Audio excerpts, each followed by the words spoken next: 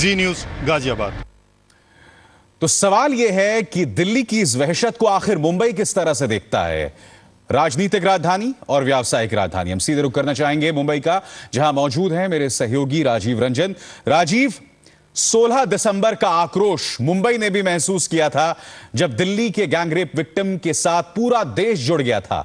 मगर अब जो आंकड़े आ रहे हैं वो और भी हैरत में डाल देने वाले हैं, क्योंकि पिछले साल की तुलना में यही जो वक्त है उसमें ये गुनाह दोगुने हो गए हैं। मुंबई, दिल्ली और एनसीआर के इलाकों के इस वहशियत को किस तरह से देखता है? देखिए अभिसार, साफ है कि जिस तरह से दिल्ली में ये दहशत हुई है उसको मुंबई भी बड़े बारीकी से भी देख रहा है और समझ रहा है। खास करके हमारे साथ जो मेहमान हैं उन्हीं से पूछते हैं, क्योंकि ये मुंबई पुलिस ने एक दक्षता कमेटी बनाई है, उसकी ये मेंबर हैं गुरप्रीत कौर जी। गुरप्रीत जी, जिस तरह से मुंबई में अगर देखा जाए तो आमतौर पर कहा जाता है कि महिलाएं सुरक्षित हैं, लेकिन जिस तरह से अभी तक घटनाएं हुई हैं, खास करके दिल्ली में निर्भया के बाद और कई बलात्कार हुए हैं, उन चीज़ों को आप लोग किस तरह से देखते हैं कि क्या मुंबई इससे सहमा हुआ है या क्या है? मैं तो सबसे पहले धन्यवाद करना चाहूँगी। हमारी जिस तरह से ये बातें हैं कि मुंबई आखिर देखता किस तरह से है उन घटनाओं को जो दिल्ली में हुई हैं, दिल्ली में कई रेप की घटनाएं हैं, उसको किस तरह से देखते हैं?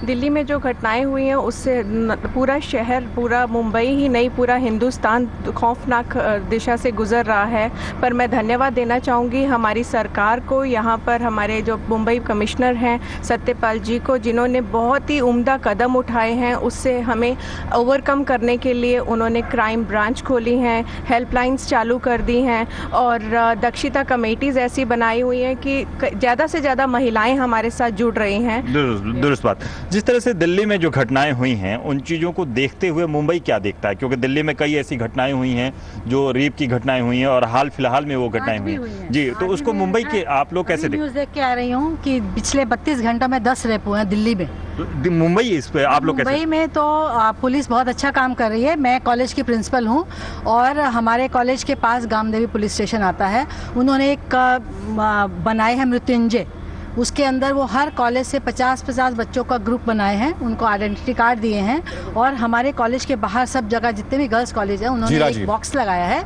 जिसमें उन्होंने ये कहा है कि आपको कोई भी तकलीफ है, कोई भी आपका शोषण होता है या जो भी होता है आप उसमें डालिए और हम उसका। दुरुस्त बात। जिस तरह से बात साफ है कि मुंबई के लोगों को एक विश्वास ये है कि पुलिस यहाँ कुछ काम कर रही है और जिस तरह से ऑपरेशन मृत्युंजय और बाकी चीज़ें की गई हैं, तो मुंबई की महिलाओं का ये मानना है कि थोड़ा सा वो अपने आप को यहाँ सुरक्षित महसूस करती हैं, लेकिन वो दर्द आज भी वो महसूस करती हैं जो दिल्ली का दर्द ये बड़े बारीकी से ही महसूस करती हैं।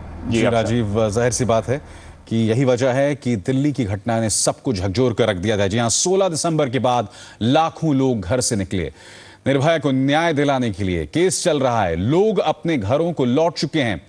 उनमें से कोई है जो न जाने कितने निर्भयाओं के लिए काम कर रहा है। इसकी हम चर्चा करेंगे, मगर थोड़े से इंतजार की बात।